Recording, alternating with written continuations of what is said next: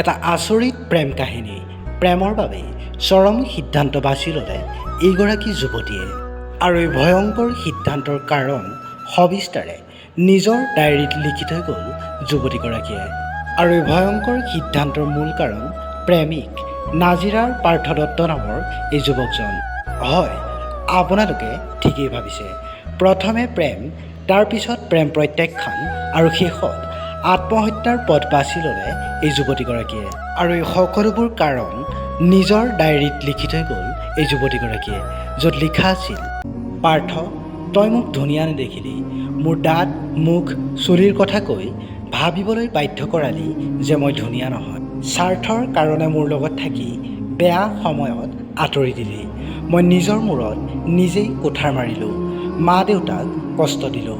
আৰু এনেদৰে প্ৰেমিক পাৰ্থৰ কথা নিজৰ ডায়েৰীত সকলোবোৰ কথা লিখি থৈ যায় যুৱতীগৰাকীয়ে।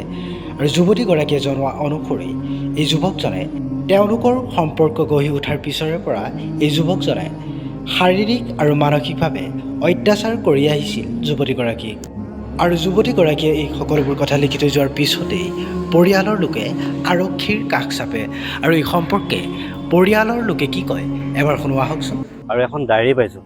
ডায়েৰীখনত আৰু চিঠিখনত মানে পাৰ্থ দত্ত সেউজ নগৰ এনেকুৱা হ'বলা পাৰ্থ দত্ত নামটো উল্লেখ কৰা আছে যে মানে তেওঁৰ লগত প্ৰেমৰ সম্পৰ্ক আছিলে।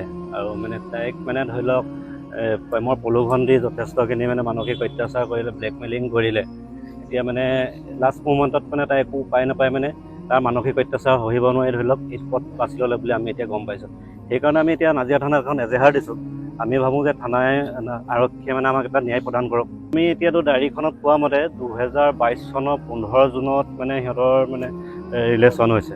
ৰিলেশ্যন হোৱাৰ পিছত বাকীটো তাৰপিছত ক'ত কি হৈছে, আজিকালিতো ভাল পোৱা থাকে ধৰি লওক, আমি ইমানখিনি নাজানো ক'ত গৈছে কি গৈছে। কিন্তু ছোৱালীজনীয়ে খুব মন চন মাৰি থাকে। আমি ভাবোঁ যে বেলেগ কিবা হৈছে। কিন্তু কালি আমি যেতিয়া ঘটনাটো হৈ গ'ল তেতিয়াও আমি ভবা নাছিলোঁ এটা সাধাৰণ ঘটনা বুলি আমি কালি আৰক্ষীক জনাইছিলোঁ। কিন্তু আজি ৰাতিপুৱা যেতিয়া আমি মানে কাপোৰ কানিবিলাক এনেকৈ চাওঁতে ডায়েৰীখনৰ কাগজখন দিয়ে, তেতিয়া গম পাইছোঁ যে ল'ৰাটোৱে তাইক মানসিকভাৱে অত্যাচাৰ কৰিলে আৰু বহুত ব্লেকমেইলিং কৰিলে আৰু নিজৰ স্বাৰ্থৰ কাৰণে বহুত তাইক ইউজ কৰিলে বুলি আমি অনুমান কৰিছোঁ। মানে সেইকাৰণে এতিয়া আমি আৰক্ষী থানাত এখন এজেহাৰ দিছোঁ। আৰক্ষীয়ে এটা উচিত তদন্ত কৰক বুলি আমি আশাবাদী।